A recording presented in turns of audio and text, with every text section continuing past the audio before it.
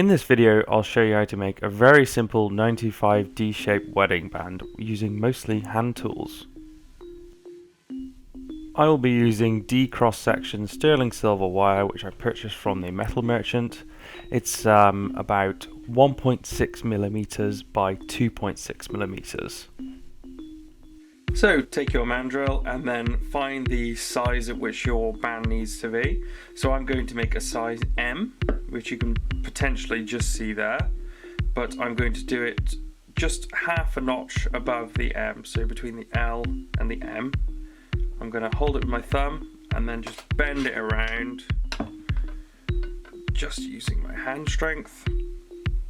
Making the ring half a size smaller than I want it to be gives me a little bit of allowance for error. I can always stretch the ring if I need to using hammering. So you can see I've got it wrapped around at about the right size. I'm just going to give it a few blows with the soft face mallet to make it all sit flush, and then I'm going to mark it using a file where they intersect.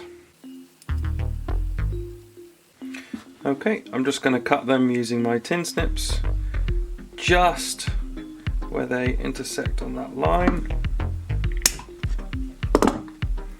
There's my ring. Okay, I'm just going to bring the two ends of the band in line with themselves, and then I'm going to file them flat and flush so I can solder them together.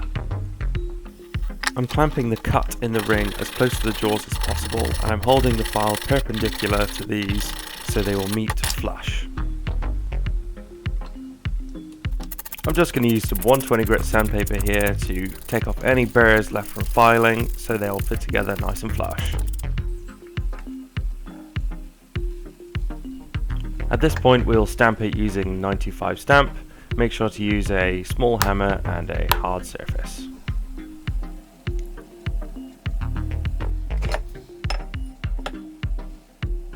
I'm just going to reform the ring to give it its final shape before soldering.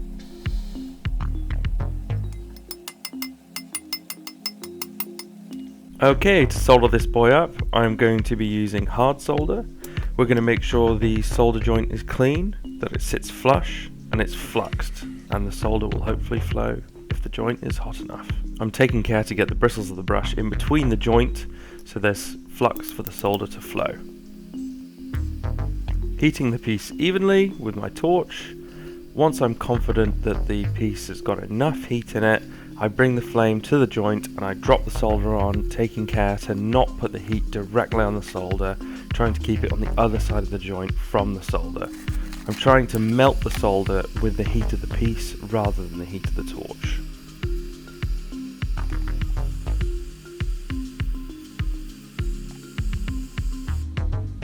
You can see I managed to get the solder to flow in the end, although there's quite a large bubble of it on the back of the joint. I'm inspecting the joint to make sure there's no gaps or voids in the solder, because those will appear more prevalent when I sand it.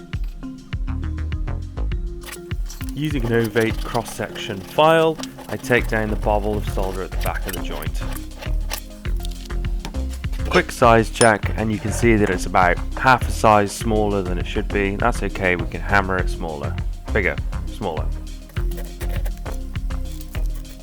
I've got some 120 grit emery paper. I'm wrapping it around a brass rod and I'm just sanding the inner surface of the ring so it's all flat and flush and nice.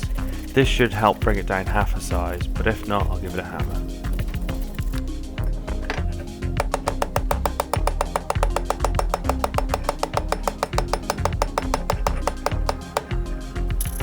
After getting the ring to its final size with hammering, I'm going to use the same 120 grit sandpaper. I'm going to sand every surface of the ring, make sure it's all nice and smooth, take away any file marks, any loose solder, so it's comfortable to wear and lovely and rounded.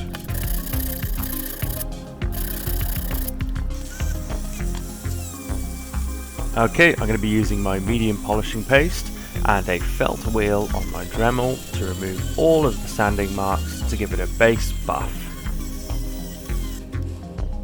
Make sure to clean the piece, swap polishing wheels, and then move to your fine polishing compound. I'm using Rouge, and repeat the same step.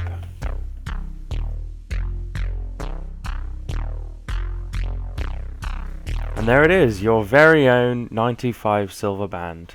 Thanks very much. Make sure to like, comment, rate, subscribe, hit that bell notification, like, comment, rate, and bell, and like. Thank you.